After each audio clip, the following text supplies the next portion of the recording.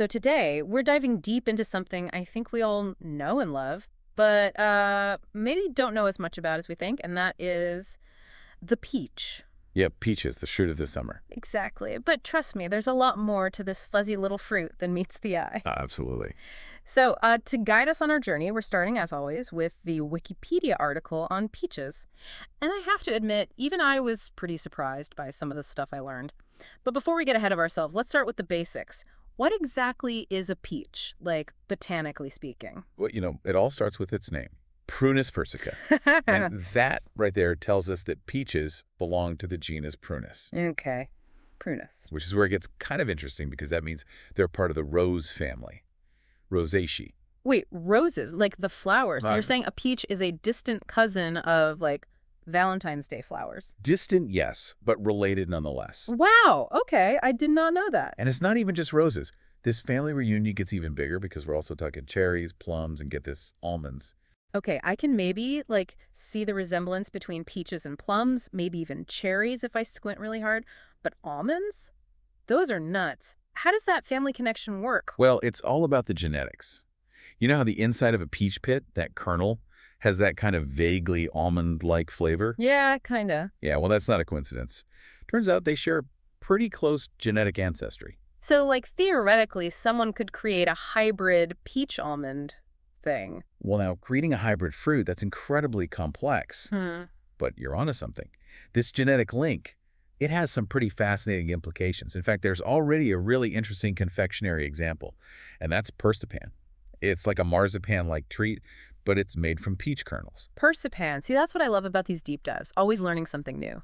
Okay, but I'm getting us ahead of ourselves here. Let's go back to the peach itself. Where did this fascinating fruit actually originate? Well, for a long time, it was just assumed the peaches came from Persia, given the name Prunus persica. Yeah, makes sense. Right.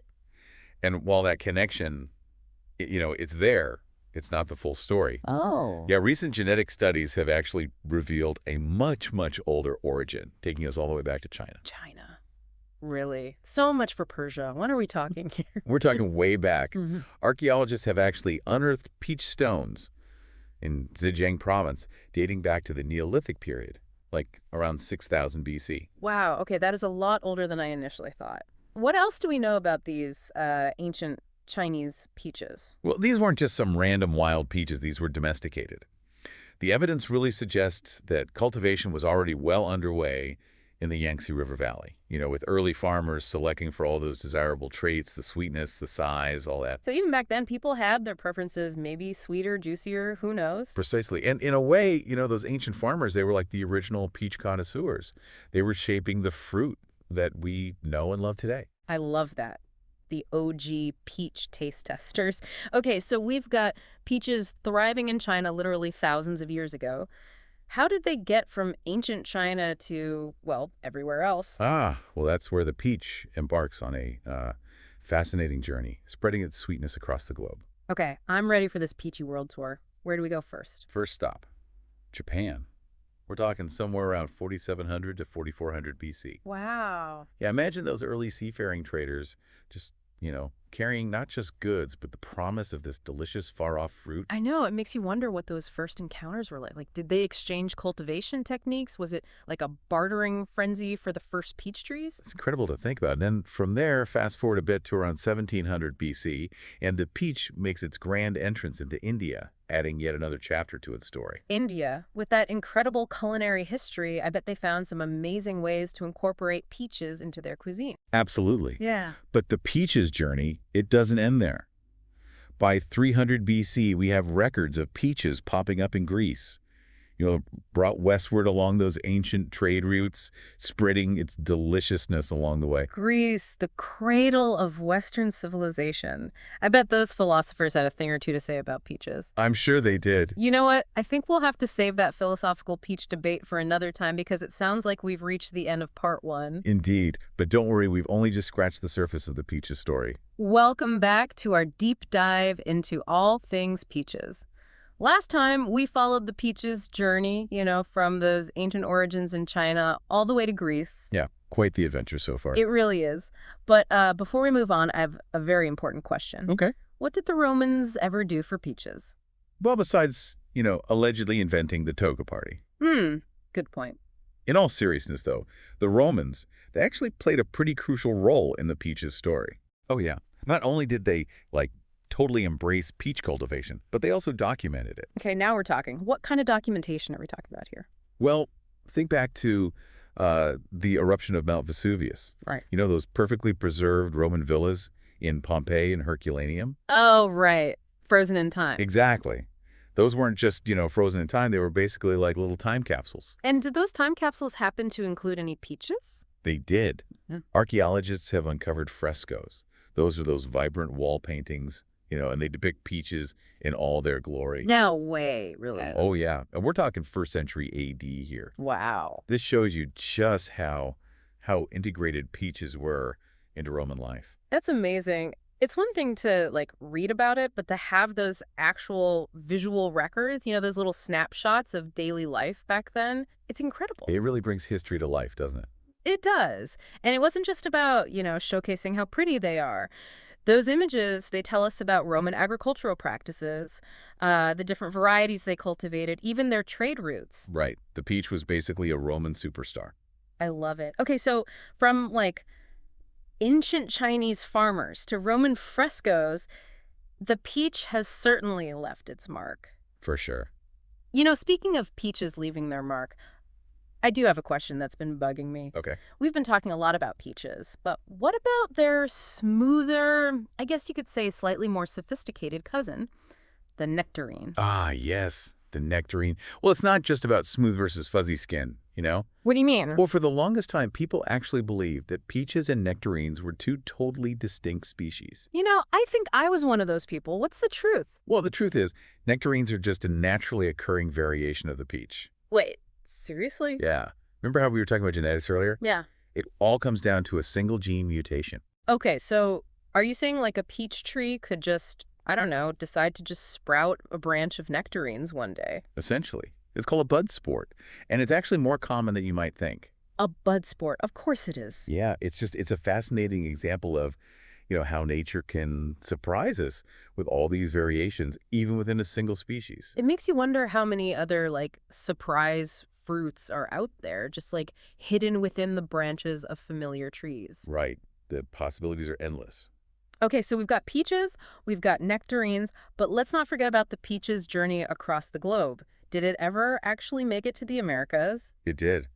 And remember those Spanish explorers, the ones who, set sail for the New World? Yeah. They brought peach trees with them in the 16th century. Makes sense. Those explorers, they were all about bringing back those exotic treasures. Exactly. And little did they know, they were also, planting the seeds for a thriving peach industry right here in the Americas. Which brings us to Georgia. The peach state. I have to ask, and I'm a little embarrassed to even ask this, but why are peaches such a big deal in Georgia? Well, it's not just a catchy nickname. Peaches are, deeply, deeply ingrained in Georgia's history and identity. Remember those Spanish explorers we were talking about? Yeah. Well, peaches, they thrived in that southern U.S. climate. Right. It's hot, it's sunny, perfect peach growing weather. Exactly. And so peaches went from, a novelty to a major, major agricultural product. Wow. And by the 19th century, Georgia was the leading peach producer. I did not know that. Oh, Okay, so it's more than just a delicious fruit. It's like a symbol of history, culture, economic prosperity. Absolutely. So we've talked a lot about, the Western world, but what about other cultures?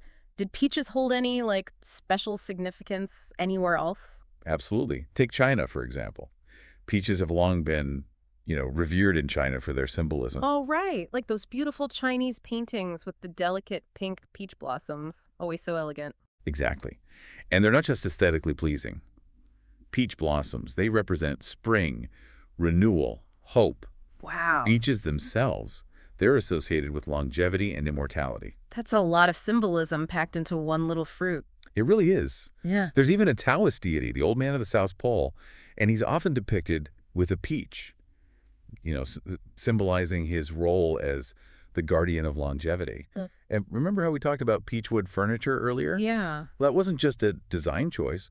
In Chinese culture, peachwood, it's believed to ward off evil spirits. No way. Yeah, Fascinating. So from ancient rituals to, modern day festivals, the peach, it's truly transcended time and culture. it really has. And speaking of transcending time, let's shift our focus a bit to the future. What does the road ahead look like for our beloved peach? That is the question, isn't it? So we've explored the peach's, long and fascinating history, its journey across continents, and its cultural significance around the world. But we're here now in the 21st century, and, well, things are changing, and they're changing rapidly, even for a fruit as, adaptable as the peach. What are some of the challenges facing peaches today? Honestly. One of the biggest ones is something we can't really ignore, and that's climate change. As global temperatures rise and weather patterns shift, it can disrupt that delicate balance that peaches really need to thrive. That makes a lot of sense. We talked about how peaches need such specific climates to grow, Exactly. especially those chilly periods during the winter. Right, they need those chill hours, those periods of cold dormancy to set fruit properly, and without them, well, their flowering and fruiting cycles, they can get all thrown out of whack. So warmer winters could mean fewer peaches. It's a possibility. That's worrying. I mean, not just for, peach lovers like myself, but for the farmers and economies that, really depend on this fruit. Oh, absolutely. And it's not even just about warmer winters. We're also talking more extreme weather events. Droughts, floods, late frosts, you name it. And all of these things, they can damage crops and really impact yields. This is where I start to feel a bit helpless. What can we even do, in the face of these, like, large-scale environmental changes? I mean, are peaches doomed? Are they going to become, like, a rare delicacy? I wouldn't go that far. Remember, humans have been cultivating and adapting peaches for thousands of years, right? That's true. And those ancient farmers, they face their own challenges. And I think, in a way, they laid the groundwork for that resilience that we still see in peaches today. So there's hope. There's always hope. Okay, good. So Yeah. tell me more. What's being done? Well, for one, there's a ton of really exciting work being done in agricultural science. Okay. Researchers and breeders are, right now, developing new peach varieties that are more resilient to heat, to drought, even pests. So we might be seeing new types of peaches in the supermarket sometime soon. It's definitely possible. Like a super peach, one that can withstand anything. I don't know about super peach, but definitely, varieties with enhanced resilience are on the horizon. And these new peaches, they could be a game changer. They could help sustain production, even in the face of a changing climate. That's reassuring, but it also makes you think, like, those new varieties, they might taste different, look different. It's almost like we're witnessing, like, the evolution of the peach in real time. It's true. And who knows what the future holds? I mean, maybe these challenges will lead to, like, entirely new flavors, new textures, even new colors. I mean, imagine biting into a peach with a hint of plum or, like, the vibrant hue of a sunset. Okay, now that's a future I can get behind. But it sounds like, sadly, we've reached the end of our deep dive into the surprisingly fascinating world of peaches. It really is surprising, isn't it? It is. So what have we learned about the peach, beyond just how delicious they are, of course? I think we've learned that the peach is more than just a fruit. It's a story of, resilience, adaptation, and incredible human ingenuity. And maybe a little bit of luck, too. Always. It's just a nice reminder that even in the face of, some pretty big challenges, nature, with a little help from us, of course, finds a way. That's a great way to put it. And on that note, I want to thank all of you for joining us on this deep dive into the world of peaches. Until next time, keep exploring.